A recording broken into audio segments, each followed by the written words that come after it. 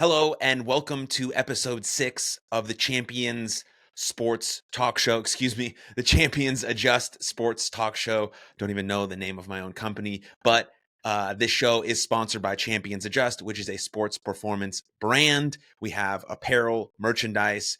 We have a podcast where we release an episode every single day, including this sports show once a week. But our brand, Champions Adjust, is really anchored by our mindset program. We have online classes.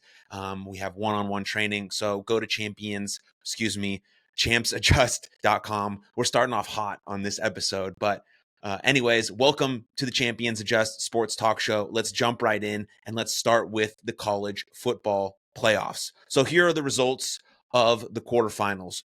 Notre Dame beat Georgia 23-10. We have Penn State absolutely smacked Boise State 31-14.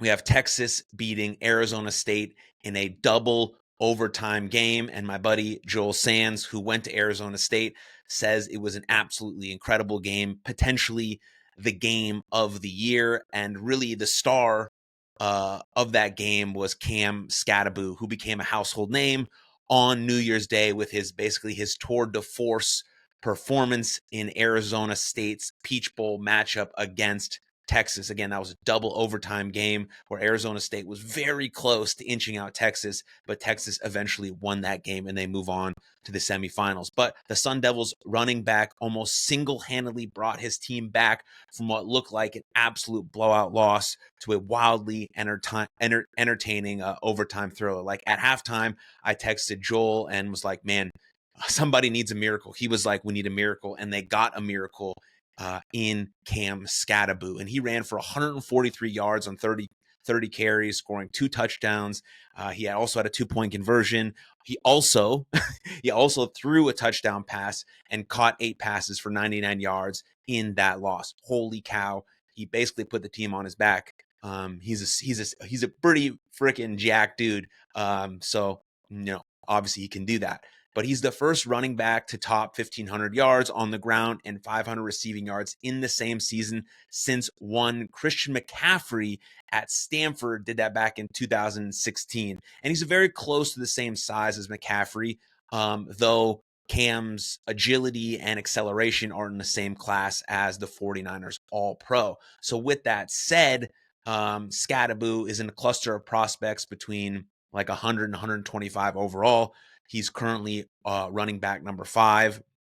And of course, that's far from finalized, just as NFL teams aren't close to having a board done yet. Still, I don't see any NFL teams valuing Skattebo higher than an early 3rd round based on his profile and draft and the draft class as a whole. But what an absolutely incredible performance, deserves all the praise, and hopefully Cam can continue doing that at the next level because, wow, what an athlete and what a competitor, which is really what you want in an athlete, someone who just competes no matter what the situation is, and that's incredible. And then to wrap out the quarterfinals, you had Ohio State smoking Oregon 41-21. My original pick was Oregon versus Georgia in the national championship. Obviously, I was very, very, very wrong. So then you go to the semifinals, which happened on Thursday, January 9th. You have the Oregon Bowl. The Orange. I am just absolutely smoking it today. You have the Orange Bowl, which is Penn State versus Notre Dame. I think Penn State will win that one. And then you have Friday, January 10th. You have the Cotton Bowl, Ohio State versus Texas. Even though I got my original picks wrong in Oregon versus Georgia, I think Penn State will win the Orange Bowl, and I think Ohio State will win the Cotton Bowl. So I'll go with Ohio State versus Penn State in the national championship.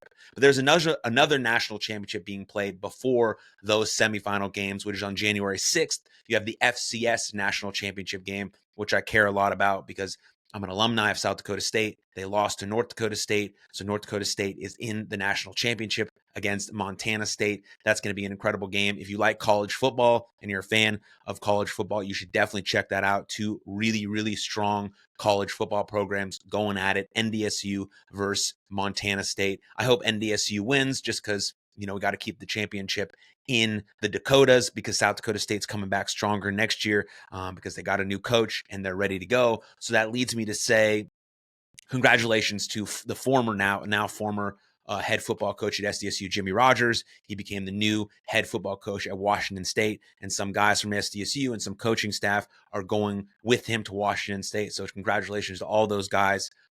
But a bigger congratulations, and more importantly, for the future of South Dakota State football, we have a new head coach in Dan Jackson, and we're all in on Dan Jackson. He's our guy now. So congrats to him and all of SDSU football for moving with Dan Jackson and heading in the right direction, and all the guys who are staying in SDSU to keep that place special or not transferring out to look for better opportunities, because the grass is always greener where you water it. And the guys who are sticking around and trying to stay in that culture and keep it a special place where it's focused on winning and building great young men, I think Dan Jackson is a great person to do that. And I'm happy for him and his family and for SDSU football as a whole.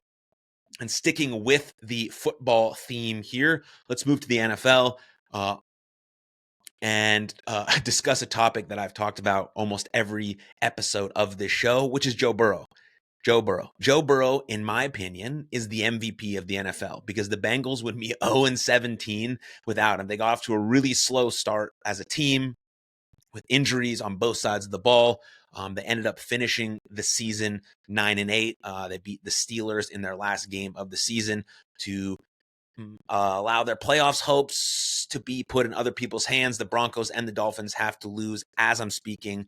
I think they'll both probably win, because their Broncos are playing the Chiefs, and the Chiefs aren't playing most of their starters, and the Dolphins are playing the Jets, and we know how the Jets season has gone. So it looks like they'll finish the season 9-8, and they will miss the playoffs. But let's continue on the Joe Burrow and MVP train for a little bit, just to talk about some things and some precedents that have been set in the NFL.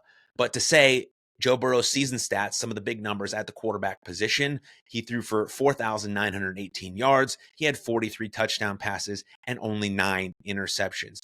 Those numbers alone are MVP numbers. Those numbers alone are MVP numbers. I know we're talking about Lamar Jackson and Saquon Barkley and Josh Allen and Jared Goff as people who are also in the MVP consideration. And those guys should obviously get MVP considerations, with all of those guys' teams moving into the playoffs, which usually gets the nod when we're talking about NFL and the MVP, because to win the NFL's Most Valuable Player award, it's really not enough for Joe Burrow to produce those league-leading stats. Cincinnati's quarterback would also have to do something even harder, right? He would have to upset some historical decades of precedent in the NFL. O.J. Simpson in 1973 was the last player to win the MVP award but miss the playoffs.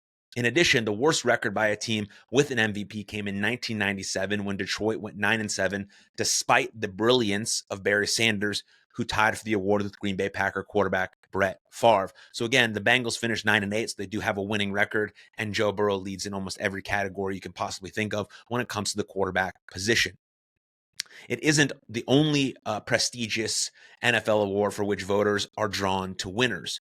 Running back Chris Johnson was the last offensive player of the year to miss the playoffs in 2009, when Tennessee finished 8-8.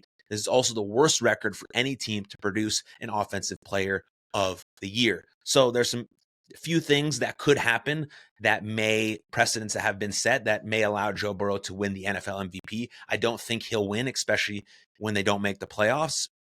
But you have to recognize greatness when you see it, and that was Joe Burrow this season for the Cincinnati Bengals. Because even former quarterback of the Cowboys, Troy Aikman, also said he would choose Burrow if he had an MVP vote. That's an MVP Super Bowl winning quarterback, Troy Aikman, saying that Joe Burrow is the MVP and probably one of the, if not the best quarterback in the league right now. Yes, I know there's Josh Allen's and there's Lamar Jackson's and there's Patrick Mahomes and there's Jared Goff's and there's all these people who are great. But you have to recognize greatness when you see it. You have to give people their flowers when you see it. So if Joe Burrow never wins Offensive Player of the Year, or he doesn't win MVP, whatever, we should still recognize this as one of the greatest seasons we've seen from a quarterback in a while. And hopefully next season, the Bengals can start off a little bit better and a little bit harder, and we can see Joe Burrow in the playoffs, because I really do believe he's going to win a Super Bowl, because he's that type of quarterback and he's a winner. We saw that at LSU. We've seen him with the Bengals in like the first, 5 or 6 years of his career, however long he's been in there. But this is his best season to date, and incredible stuff. Big fan of Joe Burrow. Great season. Great season.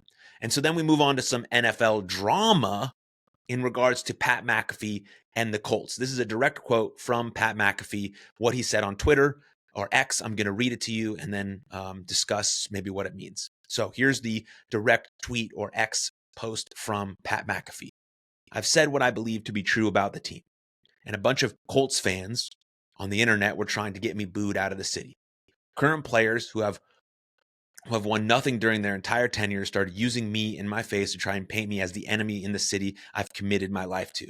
And in the end, everything went just like I fucking said it would. In the biggest moments, everybody with a brain knew they'd crack, and they did. A blind person could see the red flags on this team. Work ethic questions never happens on good teams. Preparation, commitment questions never happens on good teams. Late to meetings never happens on good teams. Late to skipping treatment never happens on good teams. The franchise quarterback tapping out of a game on third down in the red zone because he was tired never happened in the history of the NFL. That's literally the only thing you need to tell someone who knows ball, and they could tell you everything about this team. Hey, the franchise quarterback who's a professional athlete getting paid millions of dollars and the face of a multi-billion-dollar franchise tapped out of the game because he was tired in the middle of the season. Oh, wow, that team has no chance would be the immediate response. And to the surprise of nobody, that was a response by everybody who's ever played coach the game before. But Colts blogs and fans who've been covering the Colts since 2020 and more recent knew better than everybody. Started personally attacking me and trying to kick me out of town. When I said Joe Flacco gives us a better chance to win than AR immediately after the tap out, I would have said that about whatever backup QB would have been on the roster. That can't be what the face of your team is doing. It just can't be. And to a bigger aspect of it all, somehow AR thought it would be okay to do that. That's a locker room issue. That's a culture issue. That's an indicator of a loser attitude radiating through a building that was built by greats. I have no idea how to fix it. I don't think it's like a light switch. All right, we're just going to be pros now. But maybe it is. But what do I know? Oh, wait. How this will all work out. As a multiple-year season ticket holder not renewing and someone who actively daily attempted to be an additive to this beautiful city, I hope to become good franchise again. The city deserves it. The OGs in the Colts building deserve it. Equipment managers, trainers, ticketing, PR, sales. And on the flip side, the players, coaches in that building deserve whatever happens to them. Your unwarranted arrogance, laziness, and lack of professionalism has led you to yet another early vacation, which is probably what most of you entitled bums have been hoping for. I don't speak for the city, and I don't speak for all ex-Colts players because I was only a punter, nominated for the Hall of Fame 3 times, but now nonetheless, I speak from my own perspective. I've never seen a group waste opportunities, talent, money more than this group. That's what Pat McAfee had to say about the Colts, and you can basically say that about any team who continues to lose year after year after year after year. It's always a culture issue. Every single professional sports team has the talent to be great. They have the talent because these guys wouldn't be drafted. They wouldn't be starting. They wouldn't be playing. They wouldn't have gone all these ranks if they didn't know how to get it done physically on the field. But what it is, it's a mindset issue and it's a culture issue. And that's why some teams lose often and some teams win often. It's a culture. It starts from the top. It's leadership. It's setting precedents, not expectations, not rules, but setting standards. This is what we do no matter what. This is what we do no matter what. Why do you think the New England Patriots won so many years? Yes, they had talent. Yes, they had Tom Brady. But Tom Brady and Bill Belichick set a standard for their players to live by. They're not expecting this. These are not rules. You're not children. This is the standard. If you want to win consistently in any sports domain, this is what you have to do. And it starts with an individual responsibility, saying, I'm going to take this upon myself to try and be the absolute best player I can be, regardless of the circumstances. And if every single player in the locker room and the coaches and the staff all do the same thing, then they're collectively creating a culture of greatness, creating a culture of I'm going to do my very best at my job, no matter the circumstances. I'm taking personal responsibility, and then there's a collective responsibility that happens, and then you have a winning culture. Then you have a culture that says, I am owning and executing my role to the best of my ability, and I'm doing that on an individual basis, surrounded by guys who I know are doing the same thing. Then we're linking arms, and we're doing the same thing together as a unit. That's creating a winning culture. That's creating an attitude that says we can get it done no matter what. That's creating an optimistic mindset for your team. And optimism is the foundation for mental toughness. And if you don't have mental toughness, you are not going to succeed at the highest level of sport because you're going to get defeated. You're going to say you're tired on third down in the red zone. Tom Brady and the best to ever do it have never said that. They want the ball in the brightest moments. They want the ball when the game is on the line. They don't say they're tired. They say, I'm ready. Give me the ball. I don't care if I don't make it. I don't care if I fail in this moment. I want the ball every single time. It's the Michael Jordan attitude. It's the standard that you have to set. It starts from the top and it trickles down all the way to the bottom. Every single person has to have their nose and toes aligned in the same direction if you want to win in the most competitive sports league in the world. NFL, NBA, MLB. You ask why? Why do players succeed at the highest level? Why do these players succeed when the lights are on the brightest? Why do these teams constantly win over and over and over again? Why do you think the Chiefs have found a way to win this season, regardless of them not playing their best? You know, they win by 1 point scores every game because they find a way to win. That's what winners do. That's what winners do. You find a way to win no matter what. You're able to play badly well. These are the key ingredients that make winning cultures, that make winning just a byproduct of doing your absolute best on a continual basis. Winning cultures focus on solely what is inside of their control, and they let everything else go, and they move in that direction. That's what it's about. And at Champions Adjust, we teach that stuff. We teach a championship mindset. The Champions Adjust mindset program teaches that. That's why I'm so passionate about this subject and about creating a standard of mental toughness that allows everyone to bring out the best of themselves. And I think Pat McAfee absolutely hit on the nail with that. And he has a right to say that because he is a professional athlete. And now he's obviously talks about sports on his show all the time, but he's been there. He understands the culture. He understands what a good and a bad culture looks like inside of a locker room. And you feel it when it's that way. You feel it when it's bad. You feel it when it's good. And people sort of just follow what's around them. So if you set that standard, people are going to want to do that and execute their role. And that goes into creating a winning franchise and a winning culture. I guarantee that didn't happen when Peyton Manning was a starting quarterback of the Indianapolis Colts. No, because he created a standard. He created a standard. It starts from the top. You have to have leadership, and then you move from there. And so, yeah, love Pat McAfee. Absolute huge fan of him as a commentator, as a WWE wrestler as well. And so all these great things that Pat McAfee is doing. Shout out to him and his boys and what they're doing with the Pat McAfee show. Another NFL quarterback that I'd like to talk about is former Carolina Panthers quarterback Cam Newton. Was once one of the greatest athletes in football. During his career, he won countless awards, right, including the Heisman, National Championship, Rookie of the Year award. He won an NFC Championship. He won an NFL MVP. I mean, one of very few guys to win the Heisman and the NFL MVP. So one of the best athletes we've ever seen. And even though he hasn't formally retired, Newton's been out of the game since 2021 season. But these days, really, he's making his marks or making a living sharing his takes on both his podcast, which I believe is called 4th and 1, and on a guest on ESPN's First Take. And Newton shared his take, if you can call it a take, regarding the future of a major sports league. Specifically, Newton said, quote, that baseball is a dying sport and that within 20 years, the WNBA would surpass MLB in popularity.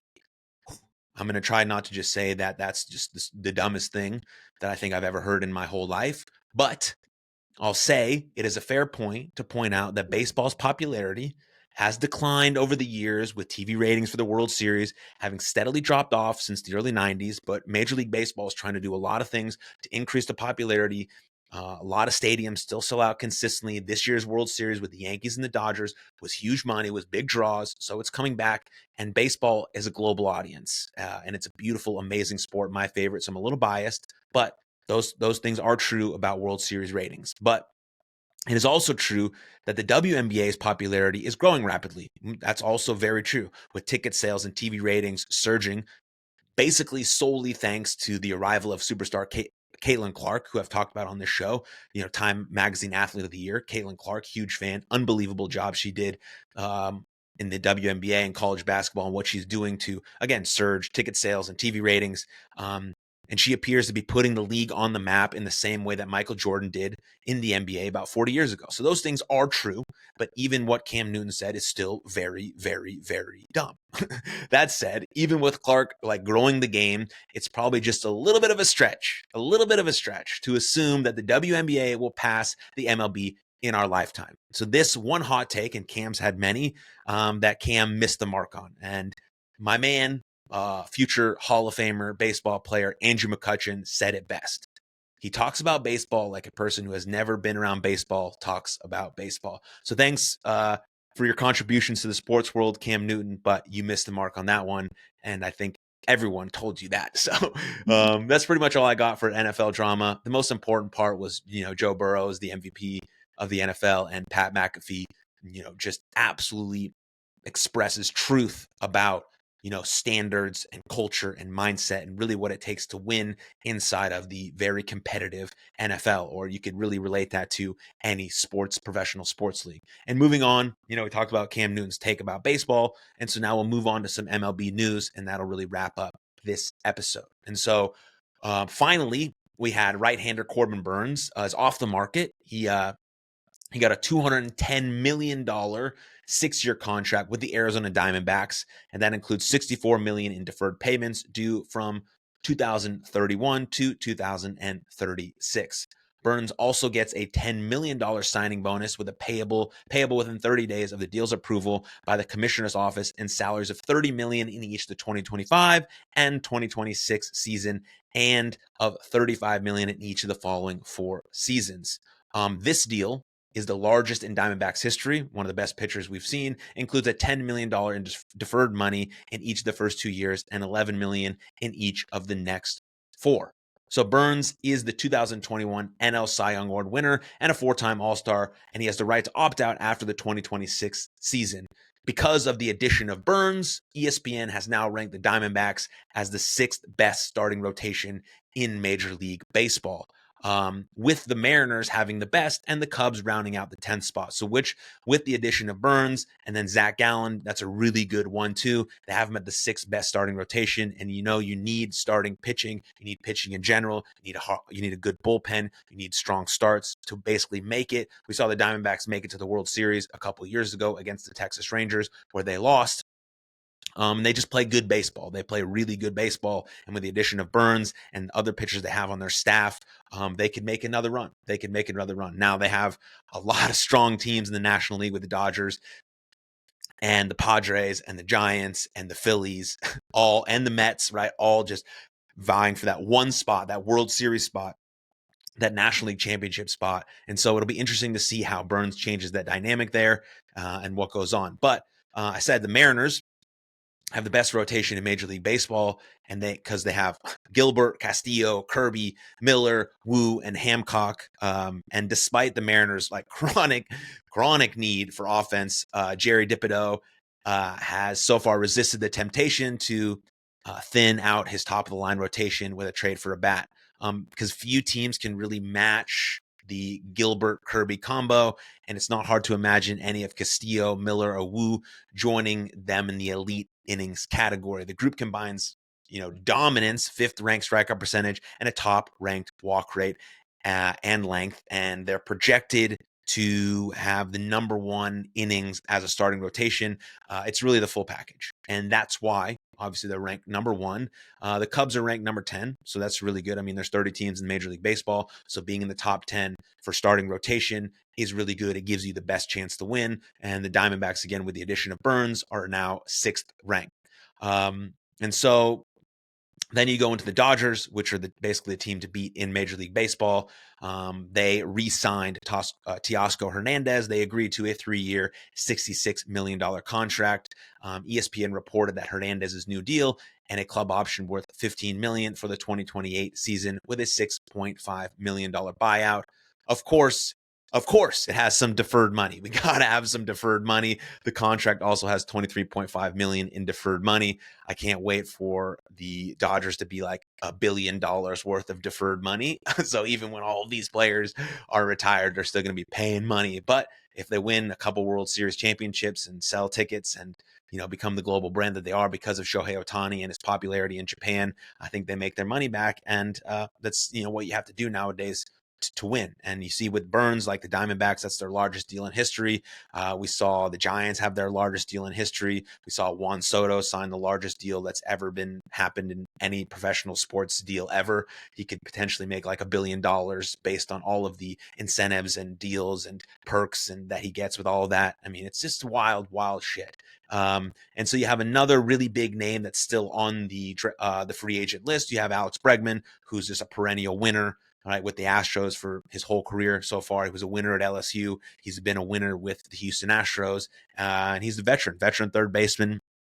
Alex Bregman, so far an Astros lifer, who seems almost certain to sign elsewhere, is the top free agent left on the market, and his situation may be coming into focus a little bit more. John Hyman, during a recent live stream appearance, identified that the Detroit Tigers and the Toronto Blue Jays are at the present juncture the most likely to land Bregman. The Toronto Blue Jays have historically just sort of tanked it at the end. They've had good teams, they've had good players, but they sort of just can't get it done. The Tigers had a amazing year last year and made it into the playoffs despite some fumbles they had. And so adding Bregman could be a huge deal for them, especially someone with playoff experience could set that standard for them like I'm talking about and knows how to get it done in those type of big situations. So the Tigers in particular have been linked to Bregman for some time. I mean, Detroit is coming off a surprise playoff run in 2024. Again, Bregman could help that and the culture in there, while the Jays are looking to rebound again from a deeply disappointing season where they keep disappointing us. Each team is in need of an upgrade at the hot corner, and Bregman promises just that for years to come. He's a great baseball player, a lot of playoff experience, and really can help both of those teams get it done late in the stretch at the end of the season or in the playoffs. Talking to the young guys, this is how we do it. This is how you get it done. This is a standard you need to set. This is how you need to approach the game. This is the mental toughness you need to get it done in the playoffs, to win a World Series, to have this sort of attitude about it. And he could be the leader that both of those teams potentially could need. And another really solid bat that has yet to find a home is Anthony Santander. The Orioles star proved to be a top slugger after a career high 44 home runs.